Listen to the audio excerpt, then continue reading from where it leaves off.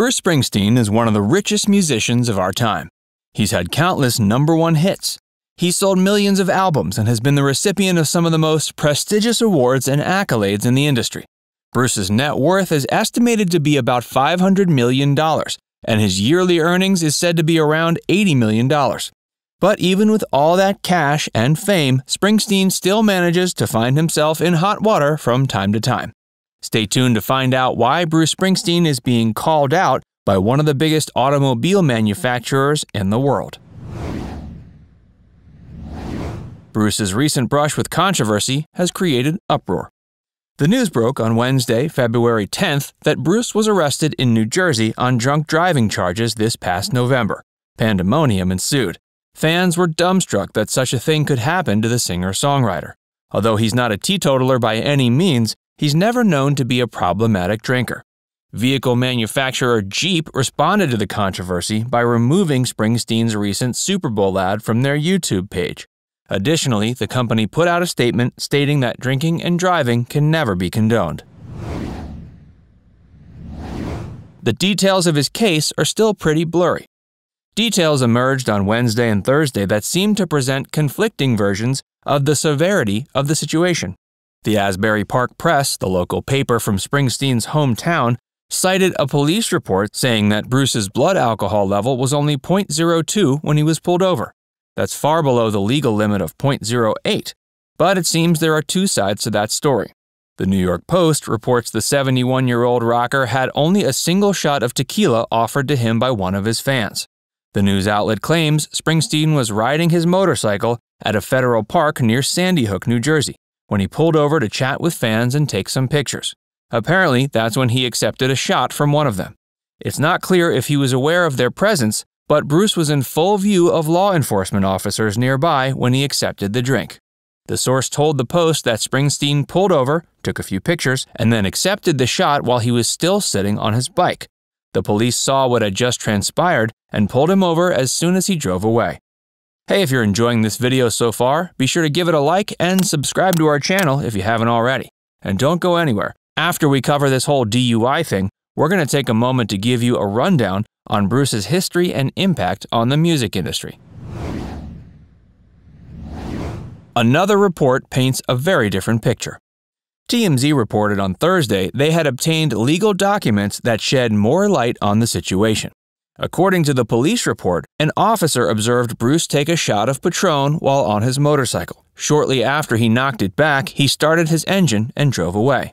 After the officer pulled him over, he informed Springsteen that drinking was strictly prohibited in the area.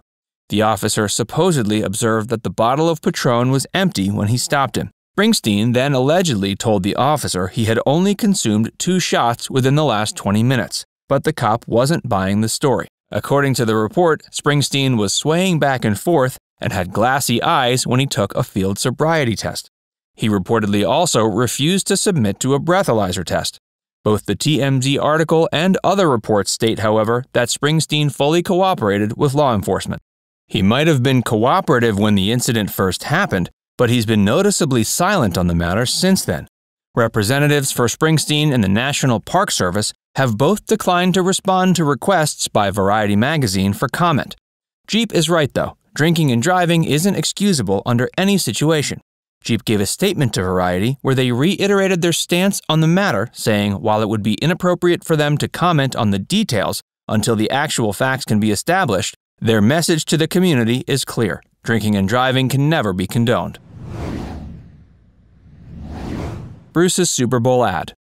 The ad in question that Jeep took down was titled The Middle and featured Springsteen calling for national unity in the midst of the political polarization that has divided the nation and turmoil caused by the pandemic. Unfortunately, that poignant message has been overshadowed by Springsteen's arrest.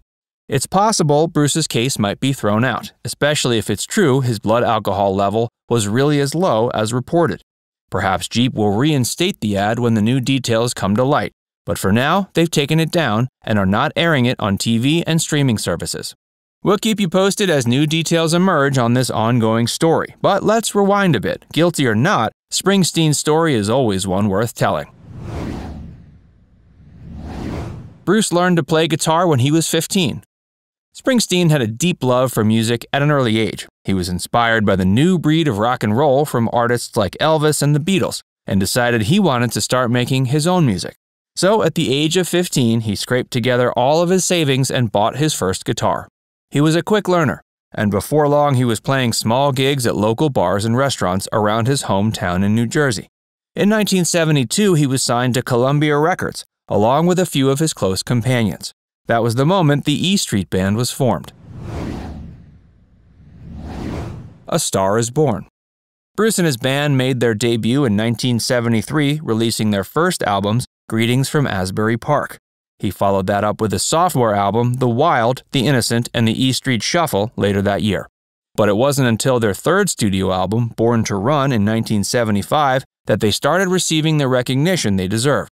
That record took Bruce and the band more than 14 months to finish, but all that time was worth it. It peaked at number 3 on the Billboard 200, and just like that, Bruce was an overnight superstar. He even appeared on both the covers of Time and Newsweek in October of that year. Since Born to Run hit store shelves, Springsteen has sold more than 9 million copies worldwide. His status as a cultural icon was reaffirmed numerous times through the 80s. His 1980 album River was his first album to peak at number 1. His 1982 acoustic album Nebraska was named Album of the Year by Rolling Stone.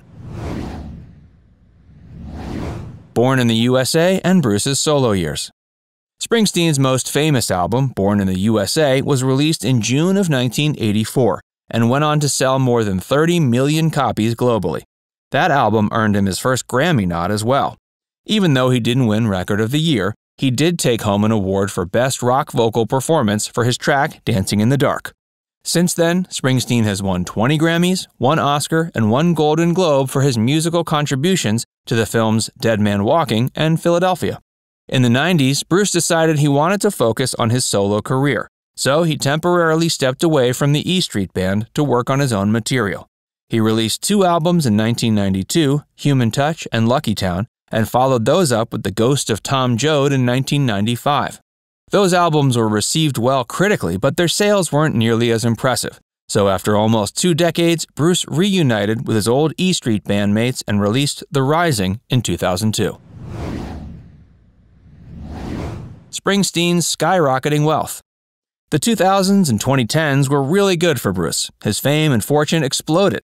Not only did he and the band put out some incredible albums, but his non-stop, sold-out tours during this era helped him become one of the highest-paid performers in the world. His most recent albums include 2015's Tunnel Vision, 2019's Western Stars, and Letter to You, which dropped in October 2020. In addition to being one of the most celebrated singer-songwriters in history, Bruce is also an accomplished Broadway star. In 2017, his show, Springsteen on Broadway, premiered. It ended up running for 14 months until late 2019. He's also tried his hand in directing. He co-directed Bruce Springsteen, Western Star, in 2019.